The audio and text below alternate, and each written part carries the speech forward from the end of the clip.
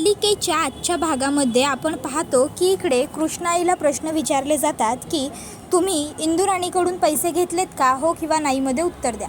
मग ती म्हणते हो घेतलेत की. मग त्याच्यानंतर आता लगेच तिला पुढची व्यक्ती प्रश्न विचारते, मग पैशांच्या बदल्यात जागा द्यायची असं काही ठरलं होतं का?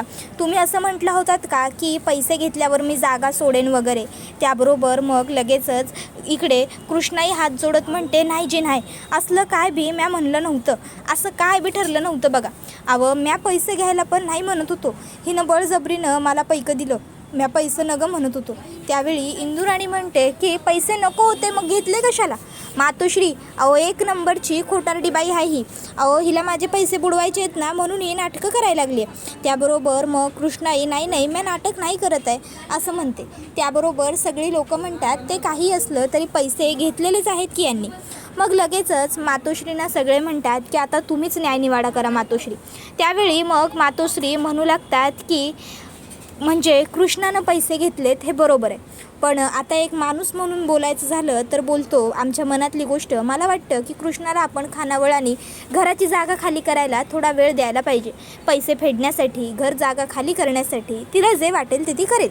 त्यावर मातोश्रींना आता लगेचच इंदुराणी म्हणू लागते, वा इंदुराणी वा, वा मातोश्री वा, ह्यो न्याय चांगला आहे की तुमचा. नाही म्हणजे तुम्ही पैका वसूल करण्यासाठी काय बी करू शकता आणि आम्ही मात्र पैसा वसूल बी नाही करू शकत का?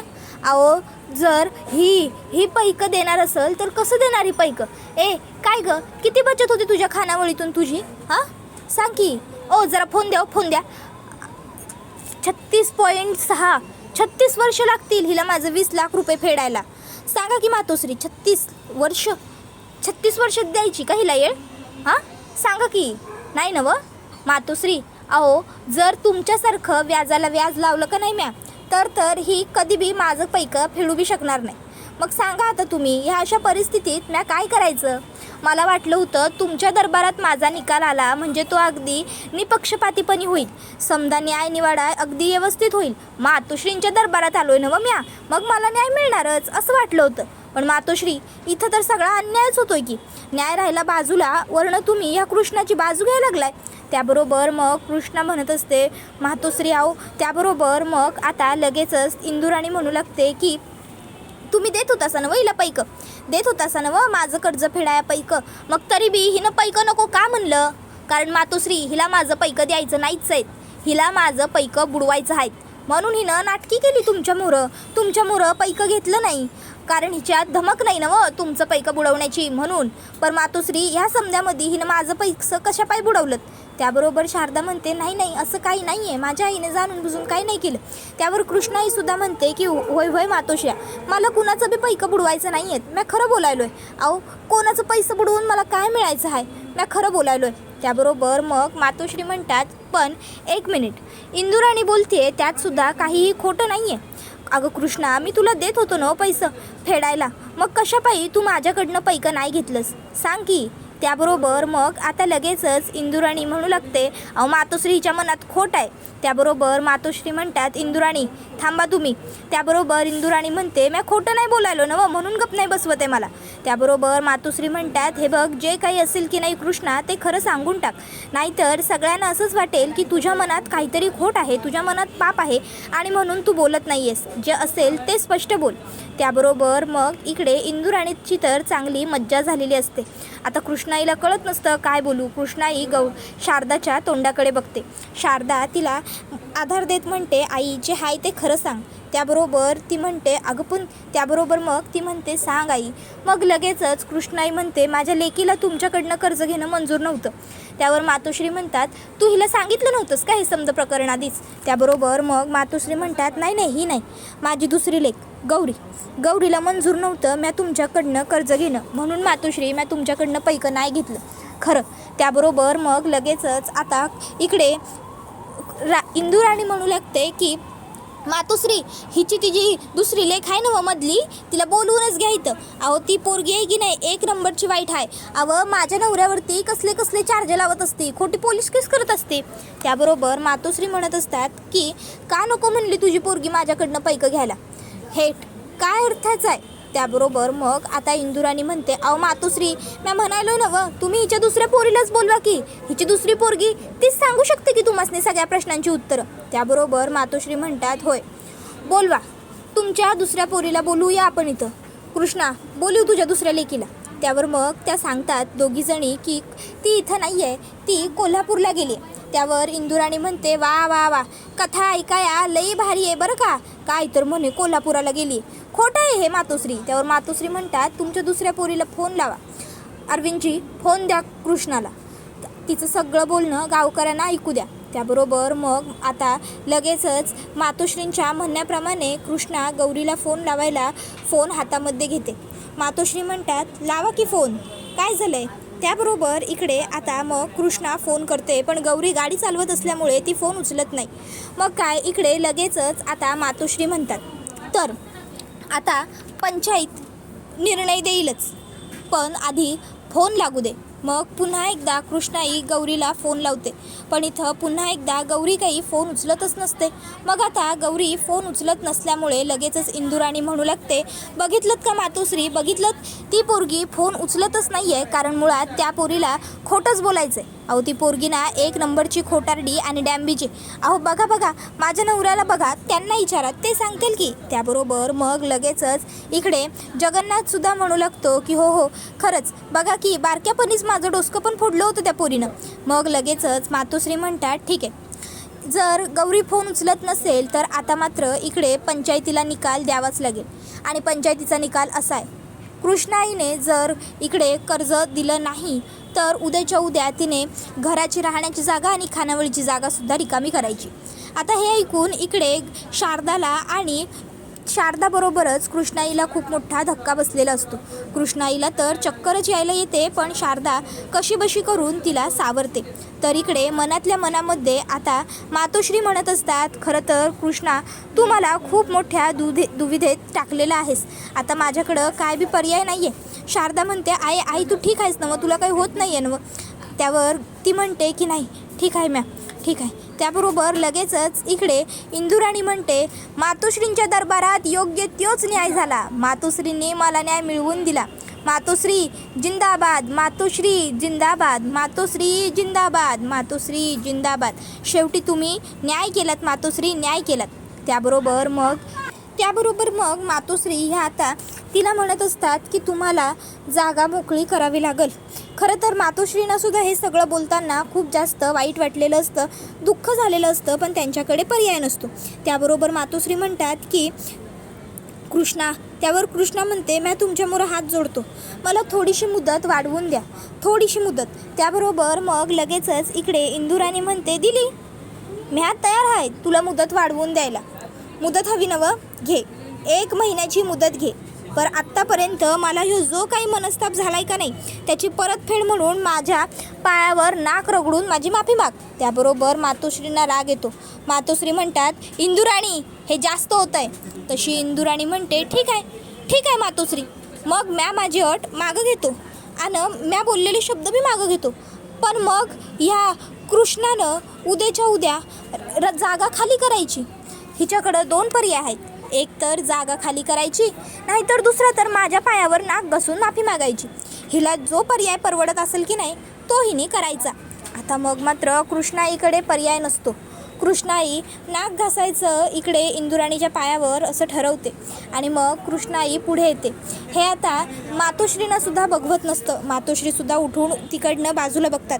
त्याबरोबर मग इकडे शारदा म्हणत असते, आई अगं तुला हे समजा करायची गरज नाही, आई नको की करू हे समजा. पण आता ती म्हणते, तू शांत राहा शारदा.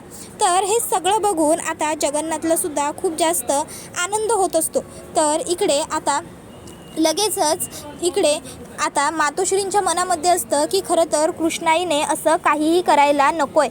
पण आता मातोश्री काहीही बोलू शकत नसतात, कारण त्या न्यायाच्या चौकटीत बांधल्या गेलेल्या असतात. कारण त्यांना कुणाची तरी एका बाजूची बाजू घ्यायची नसते. आता मग कृष्णाई खाली बसते आणि आता ती नाक घासणारच असते, पण तोपर्यंत त्या ठिकाणी आता कमळी पोहोचलेली असते आणि कमळी म्हणते, थांबा कृष्णाई. आणि ती कृष्णाईला वरती उठून उभं करत म्हणते, कृष्णाई, अहो तारा राणीच्या त्या शूर लेकींपैकी एक आहात तुम्ही. त्याच ताराराणी ज्यांनी त्या औरंगजेबाला सुद्धा धूळ चारली, आणि तुम्ही या अशा बाजारूबाईच्या पाया पडताय होय? काही गरज नाही आहे मातोस आईस तुम्हाला हे सगळं करण्याची. त्याबरोबर लगेचच इंदुराणी ओरडते, ए बाजारभंगी कुणाला म्हणालीस ग? त्याबरोबर कृष्णा म्हणते, इकडे लगेचच कमळी म्हणते, तुम्हाला माफ करा मातोश्री, बरं तुम्ही केलेला ह्यो न्याय मला पटलेला नाही. त्यावर इंदुराणी तिचा हात पकडत तिला म्हणते की तुला कुणी अधिकार दिला ग न्याय पटला नाही हे बोलण्याचा? कोण आहेस कोण तू? माझा न्याय मातोश्रींचा न्याय न मानणारी. त्याबरोबर लगेचच आता ती म्हणू लागते, मी कमळी. त्याबरोबर मग लगेचच इंदुराणी म्हणते, तू आहेस कोण आणि तुझा काय संबंध आहे या समजा प्रकरणाशी? त्यावर कमळी तिच्या हाताला धरते आणि हात हिसकावून खाली टाकत म्हणते, अंगाला हात लावायचं काम नाही. आणि म्या कोण? माझी ओळख तुला सांगतो. म्या कृष्णाईची चौथी लेक कमळी. माझ्या कृष्णाईच्या नादी लागायचं नाही. रक्ताच्या बी पलीकडचं लई वेगळं नातं आहे आमचं. असो ते गणित तुला कळायचं नाही. तर मातोश्री, म्या तुम्हासनी म्हणालोय म्हणजे विनंतीच करायलोय की तुम्ही जो निर्णय घेतलाय का नाही तो खरंच योग्य नाही आहे मातोश्री. अहो कृष्णाई लई भली आहे, लई चांगली आहे. कृष्णाई, तुला कुणाची बी माफी मागायची, कुणा समोर बी हरायची खरंच गरज नाही आहे. त्याच्यानंतर मग कमळीला घेऊन कृष्णाई आता खानावळीवर आलेली असते. कमळी हिला बघून कृष्णाई म्हणते, काय आणू तुमच्यासाठी खायला? त्यावर मग कृष्णा ही असं म्हणल्यावर कमळी म्हणते, कृष्णाई तुम्ही ओळखलं नाही का मला? त्याबरोबर कृष्णाई म्हणते, नाही ओळखलं तुम्हाला. त्यावर कमळी म्हणते, अहो विसरलात होय तुम्ही? म्या माझी आई गमावली होती तेव्हा तुम्हीच माझी समजूत काढली होतीस आणि आता मला विसरून बी गेला सा. त्याबरोबर कृष्णाई म्हणते, माफ करा बघा, डोक्यात अगं पोरी एवढे विचार असतात ना 1760 की त्यामध्ये इसरायला होतं बघ. पर तुला भेटून तुला बघून लई बरं वाटलं बघ मला खरंच. त्याबरोबर कमळी म्हणते, कृष्णाई मग म्हणलं होतं ना म्या, तुमच्या डोक्यातले तुमच्या मनातले समदे विचार तुमच्या ह्या लेकीला द्या आणि तुम्ही निवांत राहावा म्हणून. त्याबरोबर कृष्णाई म्हणते, अगं पोरी माझ्या विचारांचा त्रास तुझ्या डोक्याला कशा पायी द्यायचा गं? त्यावर ती म्हणते, मग तुम्ही माझी समजूत घातलीत, माझ्या दुःखाला स्वतःचं दुःख म्हणालात, ती काही तुम्ही स्वतःला त्रास करून घेतलात का? तो तुम्हाला ताप झाला का? कृष्णाई म्हणते, नाही गं पोरी तसं काय बी नाही बघ. त्यावर मग कृष्णा ही म्हणते, तू बस की. त्यावर ती म्हणते, माझी आई मला सापडली हा. त्यावर हे ऐकून कृष्णा म्हणते, होय का? मग आज तुझं तोंड गोड केलं पाहिजे, मी शिरा घेऊन येतो. इतक्यात तिकडे शंकर येतो. मग कृष्णाई शंकरला म्हणते, शंकर अरे मला तुझ्याशी थोडं बोलायचं आहे. भागा, अगं ह्या पोरीला शिरा आणून दे बरं. ए बाळा तू शिरा खा, तोवर मी आलो. आणि मग ती शंकरकडे येते. ती शंकरला सांगू लागते, शंकर खरं तर मला तुझ्याशी लई महत्त्वाचं बोलायचं आहे, कुणासमोर बोलता येईना झालं आहे, आता तुला तरी कसं सांगू काय कळना. शंकर बोलतो, बोल की कृष्णाई काय झालं? मग कृष्णा म्हणते, अरे तू ड्रायव्हर आहेस ना, गाडी चालवाया इकडं तिकडं जात असतोस, मग तूच माझी मदत करू शकशील. असं म्हणत आता कृष्णा शंकरला घडलेला सर्व प्रकार सांगते. आणि मग ती शंकर मोरं हात जोडत म्हणते, शंकर तू मदत केलीस तर लई उपकार होतील बघ माझ्यावर, मी तुझं उपकार आयुष्यभर नाही विसरणार. हे सगळं कृष्णाने ऐकलेलं असतं, हे सगळं कमळीने ऐकलेलं असतं. तर शंकर म्हणतो, अगं ए कृष्णाई हात कशा पायी जोडायलास? तुझे हात हे जोडण्यासाठी नाहीत तर फक्त आशीर्वाद देण्यासाठी आहेत. आणि काय बी काळजी करू नकस, म्या हाय नवं, म्या करीन तुझी मदत. आपण काय बी करून त्या लोकांना पकडून काढू. त्याबरोबर मग कमळी आता इकडनं लांबूनच म्हणत असते की आता काहीतरी केलं पाहिजे कृष्णाईसाठी. मग कृष्णाई तिकडनं आत गेल्यावर कमळी ही शंकरकडे येते आणि शंकरला म्हणते, पहिलं तर आपल्याला पोलिसांच्या मुसक्या आवळाव्या लागतील. आपल्याला बघावं लागेल की पोलिसांनी कृष्णाईची तक्रार का घेतली नाही. चोरी झाल्या म्हणल्यावर तक्रार घ्यायला हवी होती ना व पोलिसांनी. काय गडबड घडल्या, पोलिसांनी तक्रार कशी नाही घेतली याची नोंद पहिली बघावी लागेल. त्याबरोबर शंकर म्हणतो, होय बरोबर आहे तुमचं, पोलिसांनी तक्रार का नाही घेतली हे बघितलंच पाहिजे. त्याच्यानंतर शंकर आता थेट पोलीस चौकीला आलेला असतो आणि आता तो पोलिसांना जाब विचारू लागतो की तुम्ही कृष्णाईची तक्रार का घेतली नाही, नेमकं काय घडलं होतं ते आम्हाला आत्ताच्या आत्ता सांगा. आता शंकर इकडे पोलिसांकडे आल्याच्या नंतर मग मात्र पोलीस निरुत्तरच असतात. तर इकडे कमळीसुद्धा म्हणत असते की सांगा ना का नाही घेतली तक्रार, त्या तक्रार करायला तर आल्या होत्या ना मग तुम्ही तक्रार कशापायी नाही घेतली? सामान्य नागरिकांच्या अडचणी सोडवण्यासाठी, त्यांना न्याय मिळवून देण्यासाठी तुम्ही इथं आहेसा ना मग. त्याबरोबर ते शंकरला म्हणतात, शंकरराजे ताई आम्हाला माफ करा, अहो ताई, आमचं चुकलं. शंकरराजे, तुम्ही पण जरा समजून घ्या. अहो, आमची दुविधा अवस्था होती आणि म्हणून हे समजा घडलं. माफ करा आम्हाला, माफ करा. त्याबरोबर आता हा व्हिडिओ इथंच संपतो. व्हिडिओ आवडला असेल तर व्हिडिओला लाईक करा. चॅनलवर नवीन असाल तर चॅनलला सबस्क्राईब करा आणि बेल आयकॉन आठवणीने प्रेस करा, जेणेकरून तुम्हाला पुढच्या प्रत्येक व्हिडिओचं नोटिफिकेशन मिळत जाईल आणि सर्व व्हिडिओंचा आनंद हा अगदी उत्तम पद्धतीने घेता येईल. चला तर मग प्रेक्षकांनो, आजच्या पुरतं इथेच थांबूया. पुढचा व्हिडिओ येईपर्यंत या व्हिडिओचा आनंद घेत राहा. टाटा, बाय बाय, धन्यवाद. Take care all of you.